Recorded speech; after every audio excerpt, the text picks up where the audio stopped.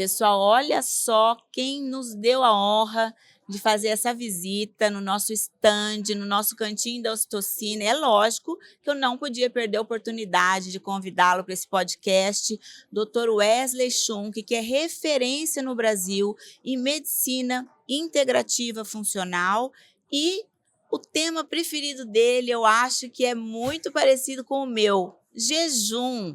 Vamos lá, muito prazer, muito obrigada, Wesley. Eu que agradeço, é um prazer enorme estar aqui com você, é uma satisfação muito grande, te acompanho, te admiro o seu trabalho e obrigado por realmente você levar essa transformação e informação para os nossos pacientes, viu? Imagina, nós estamos juntos nessa jornada, né? Isso, exato. Mas vamos falar daquilo que a gente mais gosta? Com certeza, é o que a gente pratica e que vive como estilo de vida, né?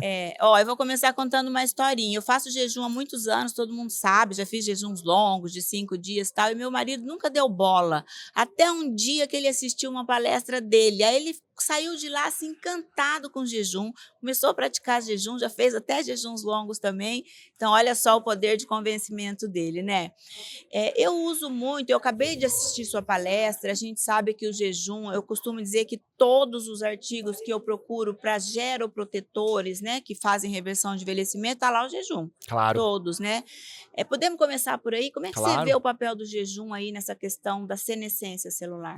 Perfeito. Eu vejo que o mecanismo principal ali é a questão da diminuição do estresse oxidativo.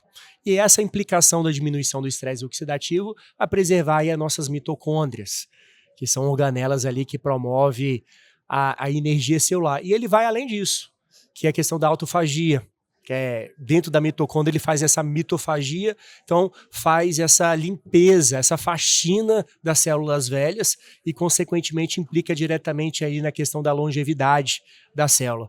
Um outro mecanismo que a gente também vê, e também os estudos falam de uma maneira bem categórica, é a questão da prevenção e da diminuição do encurtamento telomeral, né? A restrição calórica, o jejum tem eu costumo dizer que é esse dom da longevidade, acho que é um dos poucos mecanismos documentados e estudados para a longevidade.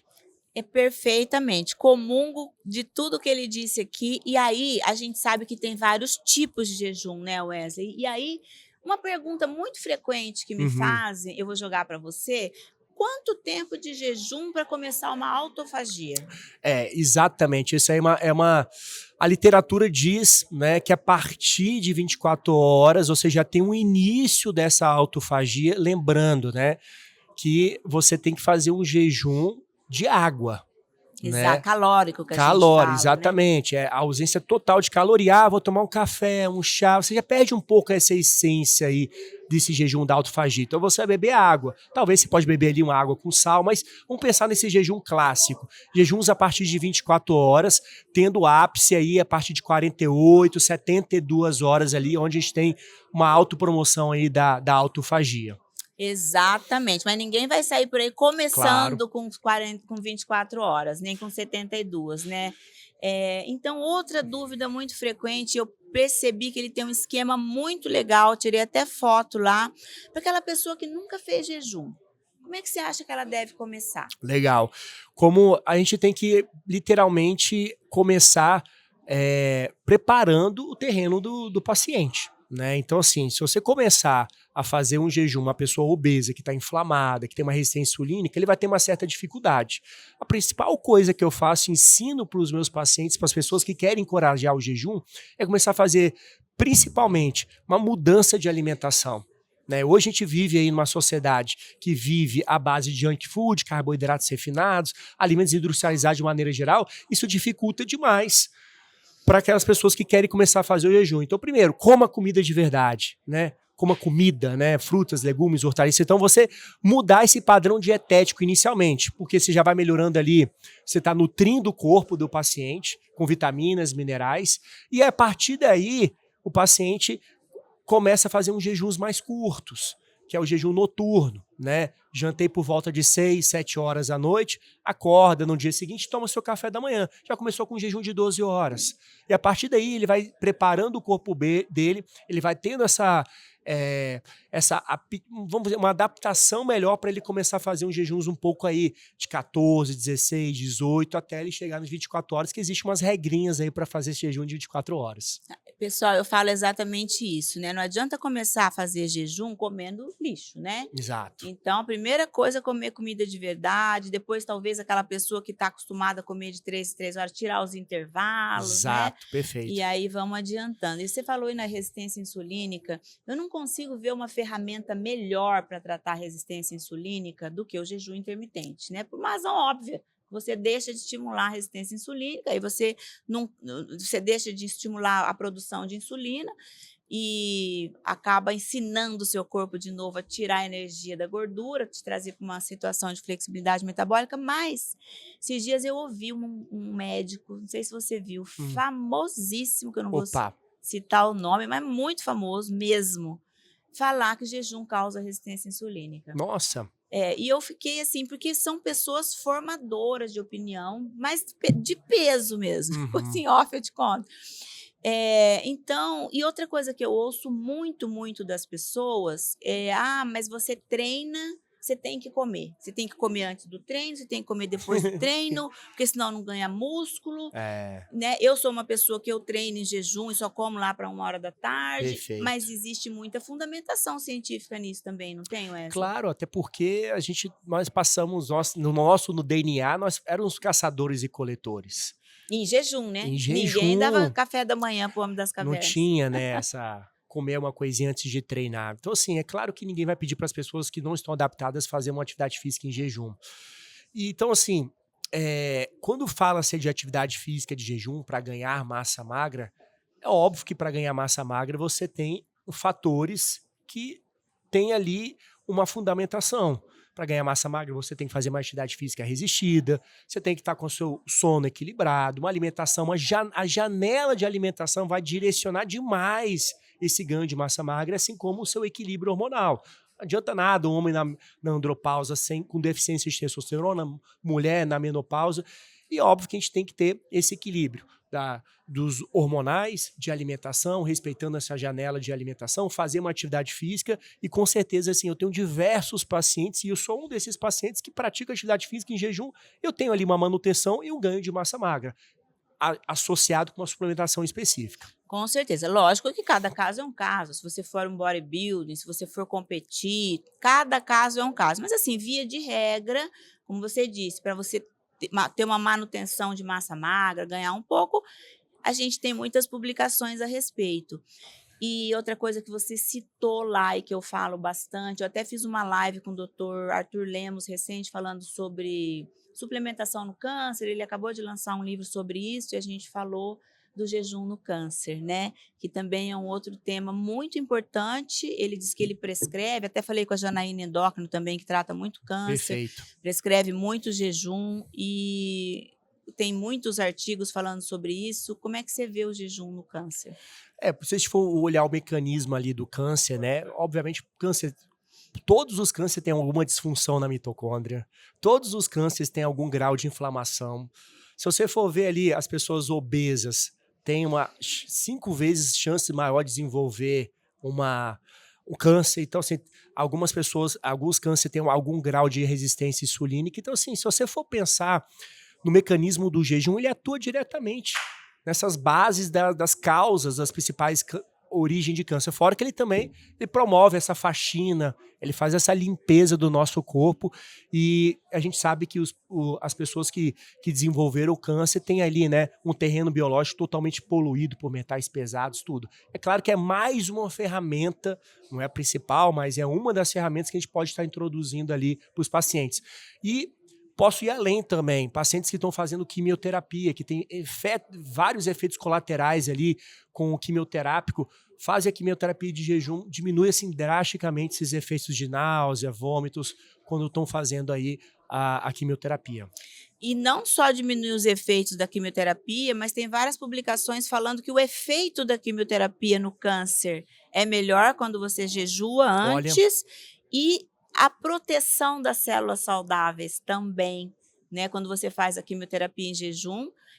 Só que é difícil a gente incutir isso na família até do Com paciente que está certeza. fazendo a quimioterapia, Até né? porque câncer vai gerar debilitação, câncer, e jejum vai depletar o paciente, né? Mas assim, a gente tem que quebrar esse mito, o jejum não é depletor. Pelo contrário, se você fizer da maneira correta, você melhora demais a energia ali do E o paciente. câncer é uma doença celular, né? Tem origem na senescência celular. Como a gente falou lá no começo, que ele trata isso de uma maneira esplêndida, né?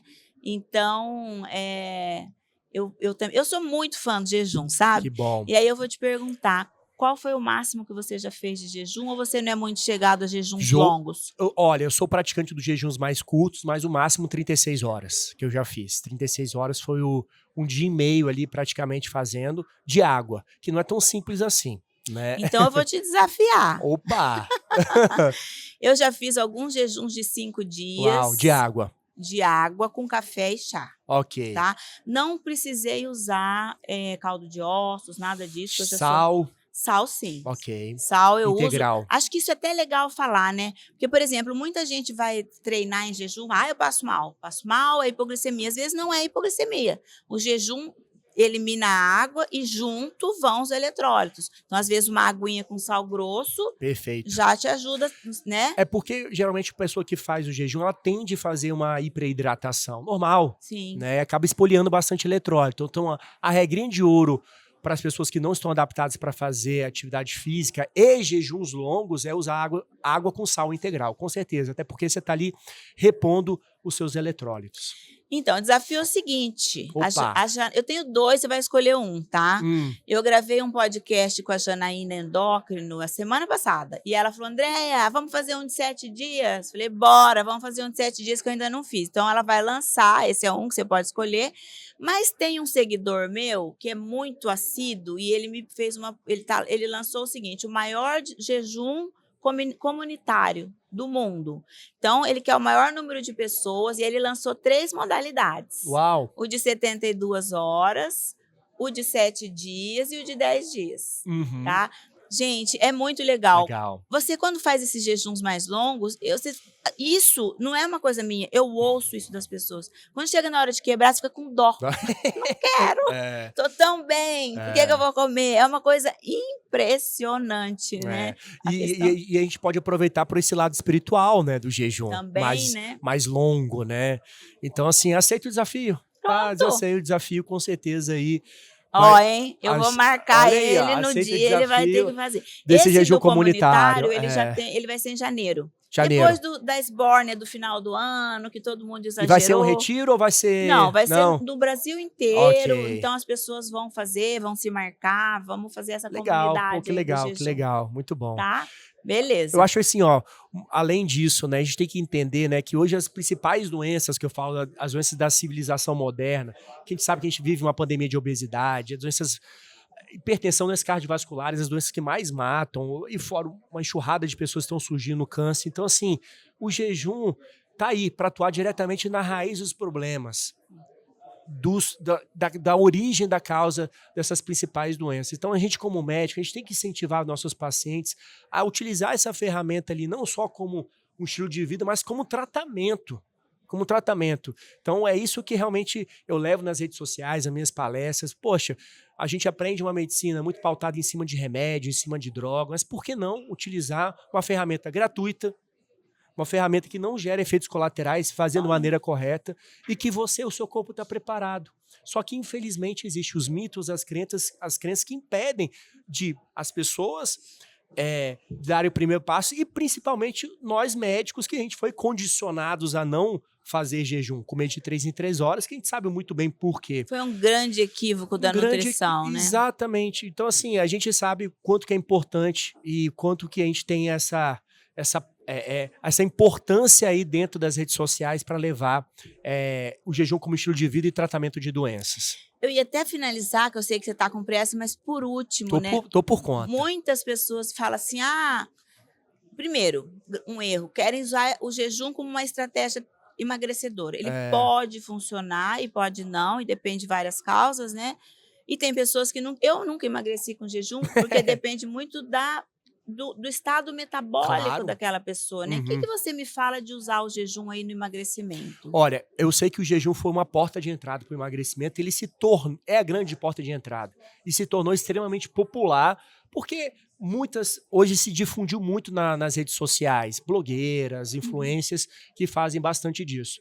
É claro que ele é um baita de um mecanismo, porque ele melhora a resistência insulínica, melhora a parte da inflamação, regula a leptina, grelina, neurotransmissores, você se relaciona melhor com a comida, como você disse assim, nossa, realmente às vezes eu tenho um dó de quebrar o jejum da maneira errada, às vezes a pessoa quebra da maneira errada, mas o que eu vejo, como ferramenta de emagrecimento, eu acho ele a principal ferramenta e convenhamos, vai surgir diversos medicamentos de emagrecimento, a gente sabe que hoje tem os análogos de GLP-1, que prometem uma eficácia interessante, mas se a paciente não mudar a mentalidade e não ter esse entendimento de atuar diretamente na raiz do problema das doenças, principalmente a obesidade, que ela é multifatorial, a gente não vai conseguir mudar a transformação e não vai mudar a cabeça dos pacientes. As pessoas que buscam emagrecimento, eu falei na palestra, elas querem ser emagrecidas, elas não querem passar pelo processo. E esse processo depende de um estilo de vida. E essa é a bandeira do jejum que a gente levanta aqui.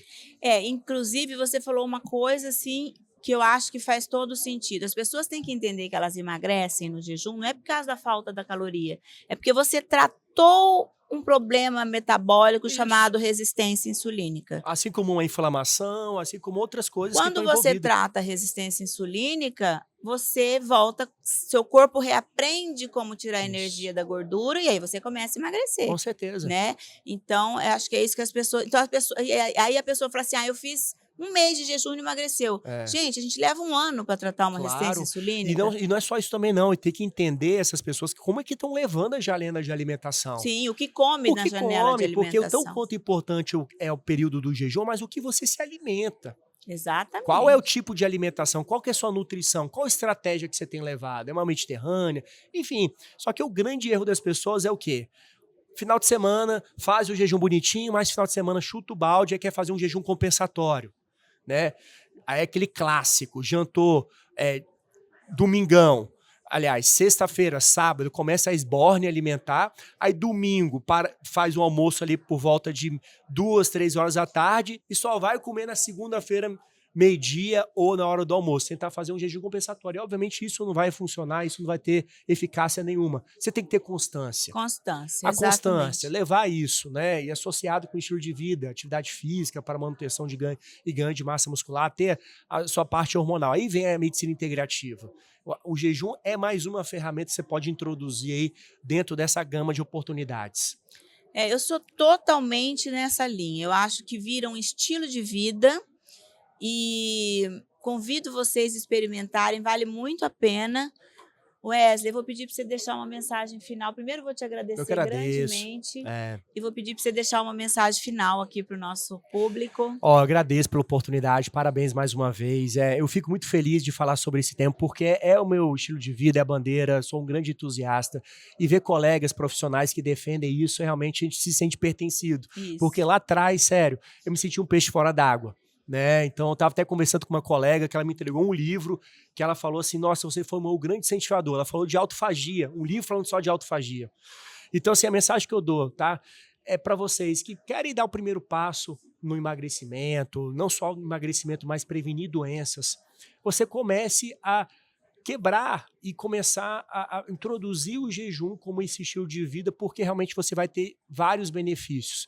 E como foi muito bem dito aqui, ele atua diretamente na raiz dos problemas das doenças da modernidade, das doenças da civilização moderna. Então, agradeço aqui pela oportunidade de a gente estar falando de um assunto que eu tanto amo. E até a próxima, né? Até a próxima. Até a próxima, pessoal. Obrigada.